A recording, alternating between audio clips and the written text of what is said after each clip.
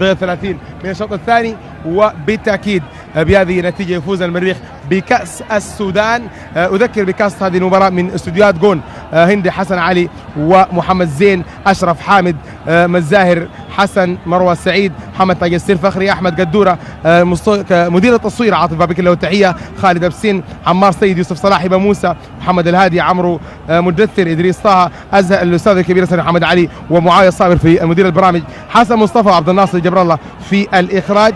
بينما في هذا الملعب كاس هذه المباراة هندسة الاستوديو ضياء الدين الضوء أحمد علي، أحمد بابكر الجزولي، هندسة صوت محمد عبد الرحيم الروبي، مجاهد محمد حسن التوم، كيرما جوك عماد الدين عيسى، علم عوض، رأفت عبد المجيد، محمد كمال، عزام الحاج، وجلد المية زيادة، عبد القادر موسى القراي، فخر الدين أحمد، محمد السني، أحمد محمد أحمد كشري، كشك أحمد محمد أحمد كشك، محمد صالح آدم، حسام عبد الرحمن، عاطف بابكر، وأيضا محمد سليمان المخرج الكبير، إمام حسن، إمام لؤي، اليمني إبراهيم المنة، وعبد الله الشرقاوي، شمس الدين الأمين. وتحياتي في التعليق النذير بابكر البشير. أنتقل مباشرة إلى الزميل العزيز شمس الدين الأمين وحوار من داخل الملعب. لك الكلمة شمس الدين الأمين.